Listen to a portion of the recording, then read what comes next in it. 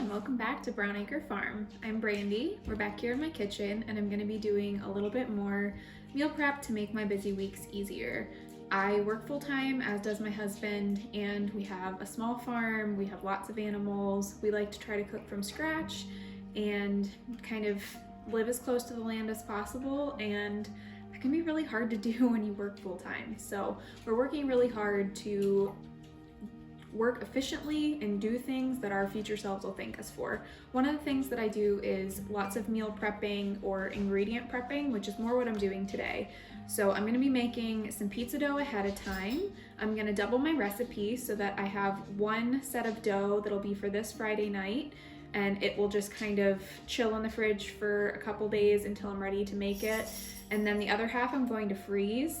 And then I can pull it out of the freezer, thaw it in the fridge, and cook it up another week and not have to worry about making dough, and also avoid either takeout or buying my dough at the store. So it's a little bit of work now, and my future self, both this Friday and a future, day we need pizza. Usually it's Fridays. We kind of like to do Friday night pizza night. Will thank me for doing that. The other thing I'm gonna do is make ahead some taco meat. It's a really easy thing to throw together on, a Taco Tuesday or a night after work. But thawing the meat, sometimes I forget to get the meat out. Cooking the meat takes a hot minute. So if I do up a relatively large batch now, freeze it in, evening size portions for my husband and I can just pull it out, thaw it, heat it up, and boom, there's dinner on the table in like 10 minutes. So 2 things, not gonna take me very long today, but my future self is really gonna thank me for that. So let's get started on the pizza dough is what I'm gonna do first. So I have my recipe here for pizza dough. The cookbook that I'm using is called Mennonite Family Recipes by Hope Hellmuth. I think that she also has a cookbook called Hope's Table that's pretty popular. These are really simple, good recipes. They are easy to make. They're pretty basic ingredients, but they taste fantastic. And it's really what I like to do in my kitchen. I'm not a fancy cook. I am not a chef. I just like to cook and eat good food with good ingredients, and that doesn't take me hours on end in the kitchen. So that's kind of my goal, and I think this cookbook aligns really nicely with that. So I will link it down below if you want to check it out. All right, so I have all my ingredients assembled, ready to go. So first thing we're gonna do, this is warm water. It's not hot, just warm water. Again, doubling the recipe, so I have 2 cups into my bowl. Next, I have active dry yeast. Since I'm doubling, I'm just doing 2 packets.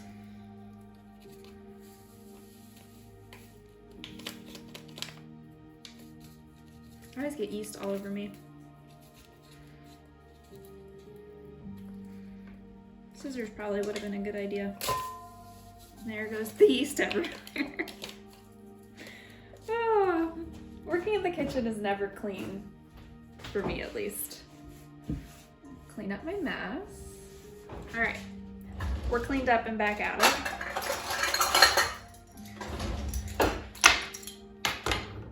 I'm going to do 1 tablespoon of olive oil.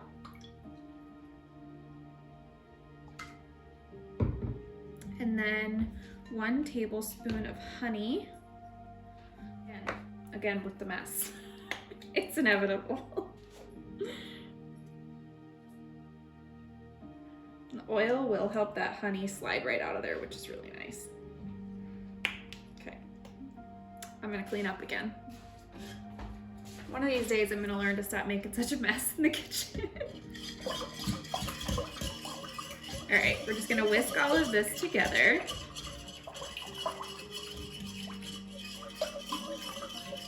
It doesn't come together perfectly, but it gets the job done.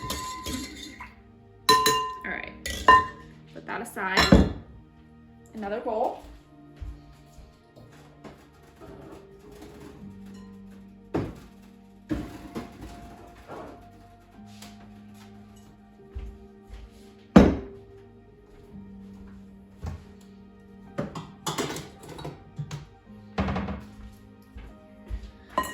Now we're gonna do our flour and salt. So actually I'll do salt later. So I'm doubling this recipe. It's 2.5 cups of unbleached white flour. I'm just using my basic flour. So I will end up doing 5 cups of flour. Math is hard.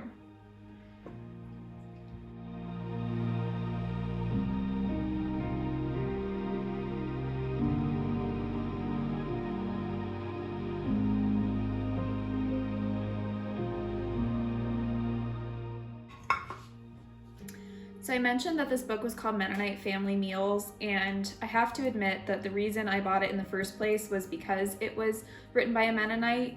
I grew up in an area of Pennsylvania that had a very large, strong Mennonite community. Actually, my sister had a Mennonite babysitter for 2 to 3 years. We still keep in touch with them. So it's just a culture and a community that I feel very nostalgic about and feel very close to. I spent a lot of time in the Mennonite community. I actually grew up shopping in a Mennonite grocery store.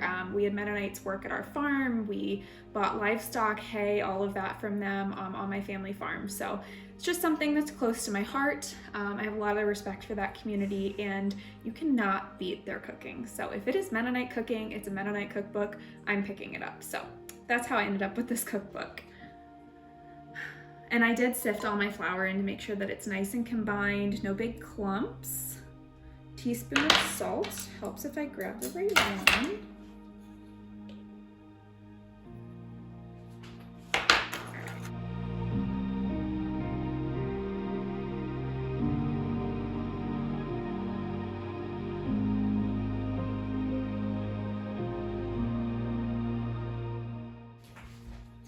So we're going to make kind of a well in the middle of our flour here, and that's where we're going to add our yeast mixture. Not a perfect science.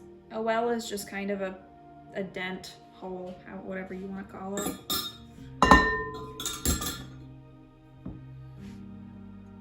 And our yeast, while it kind of sat off to the side, did get a bit frothy, which is exactly what you want.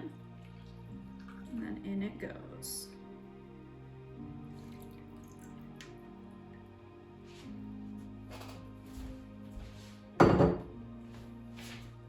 It says to bring it together with a fork until it's kind of a sticky dough.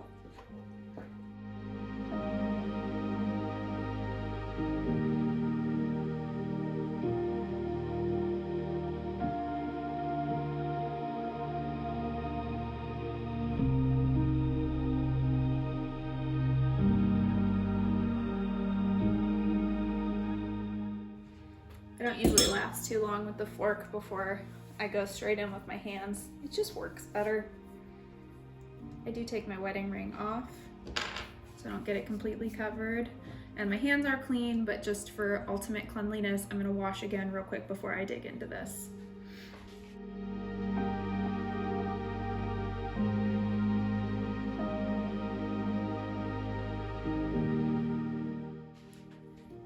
So you're just I just kind of smush it together to get all the dry ingredients to really come together with the wet ingredients.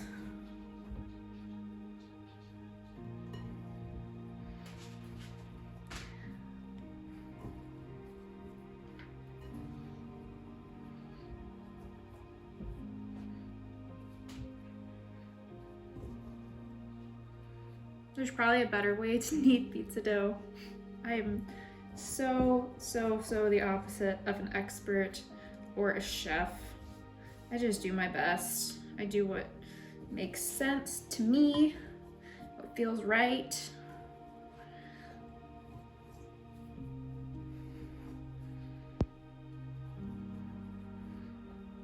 So I'm kneading this together until it comes into a smooth ball, according to the recipe.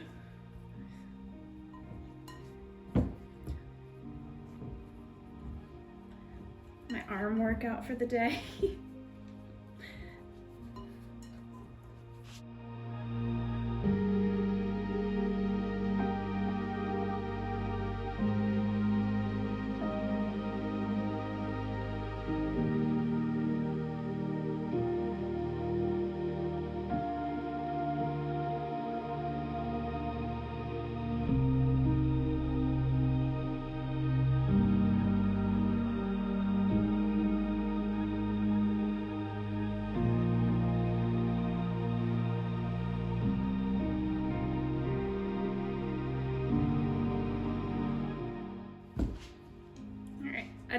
if smooth is exactly the word I would use, but it's good enough. So at this point, I'm gonna let it sit and rest for a few minutes before I cut it up and get it in the freezer. Just kind of let that gluten form a little bit, let everything come together. So I'm just gonna cover this, set it over to the side while I do my tacos, and then after I do the taco meat, then I'm gonna come back to this and get it ready for the freezer. So there's our nice, smooth-ish pizza dough. All right, we've moved over by the stove now. So I have this big enameled cast iron skillet heating. So I will add just a touch of olive oil. Keep it from burning, let that keep heating up for just a second.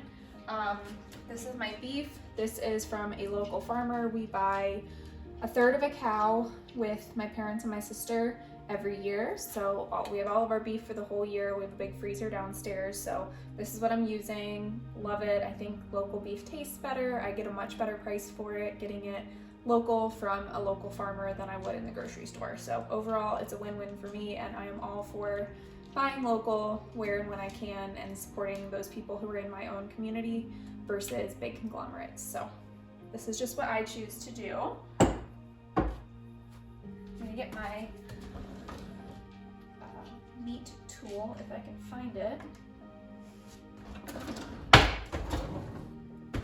There it is. This thing, it was actually a wedding gift. I love it. It's so good for breaking up ground beef.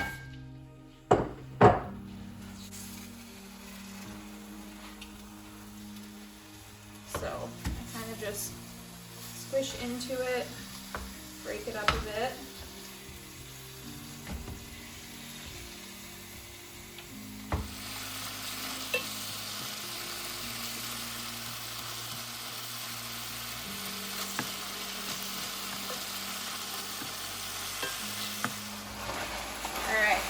Our beef is all good to go. You see it there, all nice and brown. So now what I'm gonna do, turn off my heat. I'm gonna go ahead and drain the oil. So this little contraption, I use this all the time for ground beef. I'll link one down below. I don't really remember what it's called, but I love it.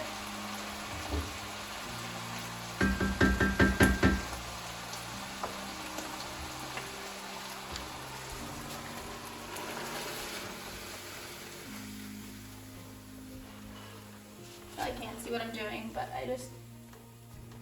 I made a mess.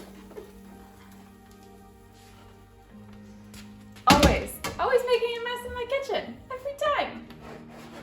All right, so this is just gonna sit off to the side, let that drain. I kind of press it down a little bit. While it drains, I'll clean up my mess. Excuse me, dogs. Excuse me, Annie. So much help in the kitchen when you own 4 dogs. All right, so we should be all nice and drained. So I'm gonna head and move this back over where my heat is. I'm going to put it down to low medium heat. Make sure this is pressed out one more time. Take my meat. And I should have said earlier, but this is 2 pounds of ground beef. So I'll show you why I use that strainer. So look at all that fat that I was able to get out of my beef and will not be ingesting now just by that simple straining process. So this will go in my trash can. All right, now we're gonna season. So I always add some water to my taco meat. It helps bring everything together. It also keeps it from burning while I'm in the seasoning process. So now we get started. So this is how I season mine. You season it however you want.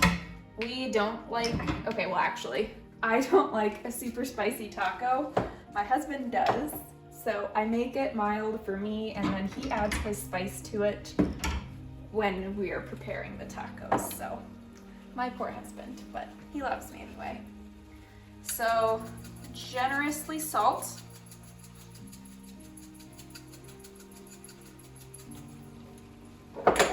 Pepper.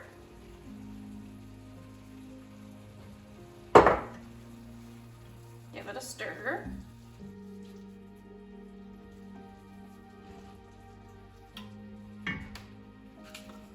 Chili powder.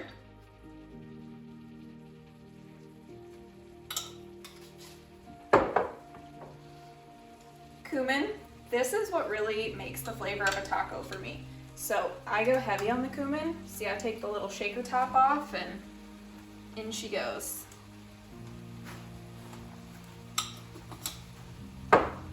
Paprika.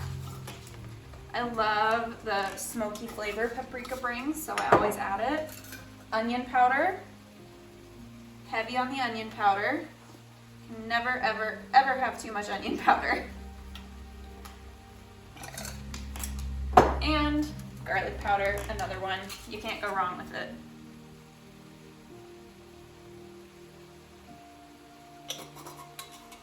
All right, we are nicely seasoned. Now we're just gonna mix together nicely, get all those flavors together. It's starting to take on that kind of trademark reddish, almost red brownish color that taco meat usually has from all those seasonings. I choose not to use packaged seasoning or pre-mix seasoning. I just season with what I know I like, what I know my husband likes, what works for us. It's a little more from scratch this way, which is my preference. All right, turn that all the way down to low. Just kind of let it all simmer together.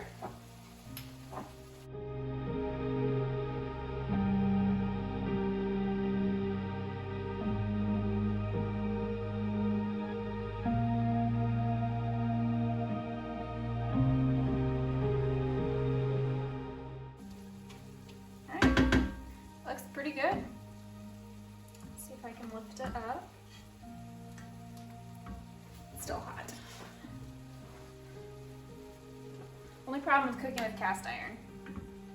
All right, there's our taco meat. Looks great, it smells amazing. I wish you could smell it. Just gonna move it over to my not hot burner. I am gonna let that cool down while I return to the pizza dough so that this is nice and cool when I get it all packaged up for the freezer. So we'll see this taco meat back in just a minute. All right, back to our pizza dough.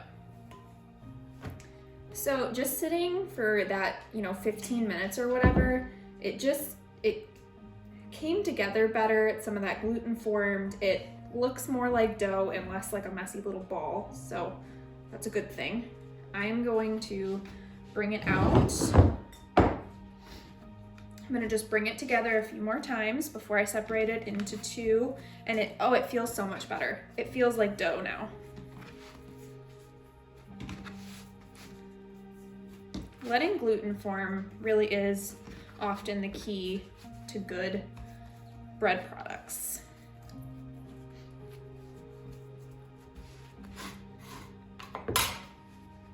I started trying to shape it like it's sourdough. It's not sourdough. All right, nice little ball.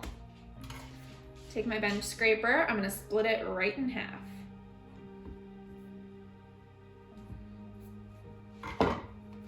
Not the most perfect halves in the world, but they'll work.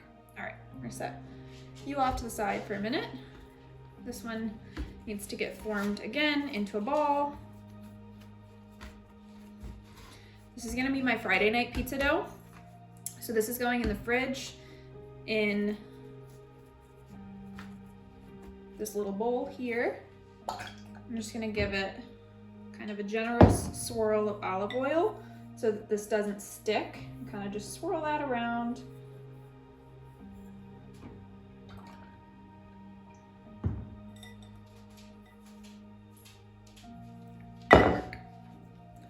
Boom.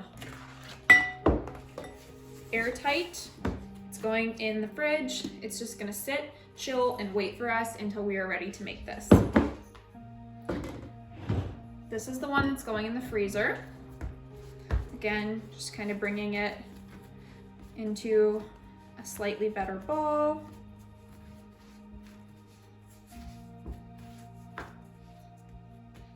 All right, bag. This is really fancy.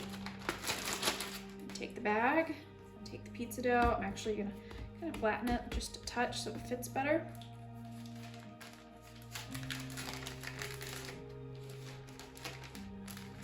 Okay, I could have gone one size up with the bag.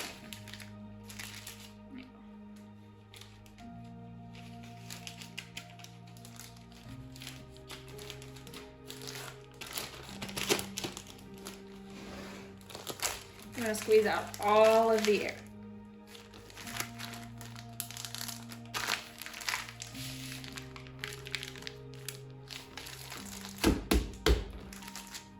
Into the freezer. Pizza dough. 2 nights worth of dinner, so little work. And my future self is gonna thank my now self, and that's always a good idea. So I will link I'll try to link the recipe below for the pizza dough. I don't know if that's on a website or not. Yeah, if not, I'll put some sort of recipe in the description box. Pizza dough is pizza dough. This is just the one I like. So fridge, freezer, and then now we're gonna return to our taco meat, which hopefully has cooled down. All right, taco meat. So this is kind of what I do to help make it a little easier to get in there. Gives it a little bit of stability. This was 2 pounds, so I'm gonna roughly do a ½ pound in each bag. It's kind of the perfect amount for one night's dinner for my husband and I, since it is just the 2 of us. So I'll start with that, and then I can readjust once I'm a little ways through.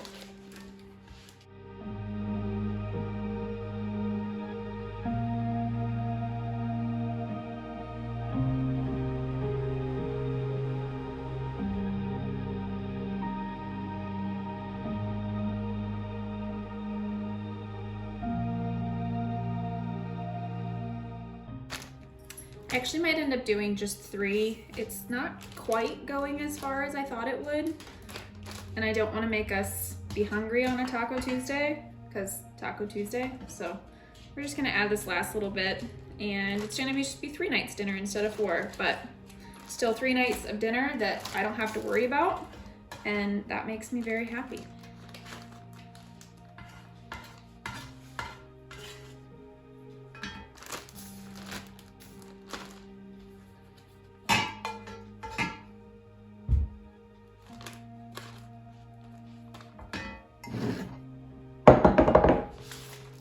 Same with what we did with the pizza dough. We're gonna make sure we get all of the air out. It's gonna make this last that much longer. And what I'm gonna do for easy storage is kind of flatten it out like that. So these are going to, 1, thaw faster, 2, store easier in my freezer. And it actually also is helping me make sure I get all the air when I flatten it out like that. All right, here's 1.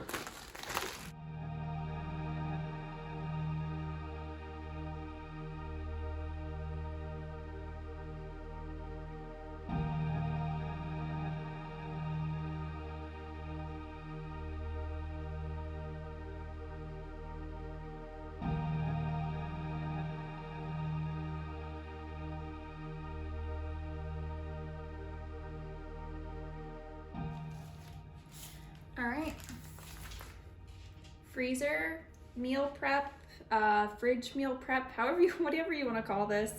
I have now 5 dinners that are going to be pull out of the fridge or freezer, cook in 10-15 minutes on the table from scratch, good, wholesome food for my family. And that feels really good because life is busy. I work full-time, my husband works full-time.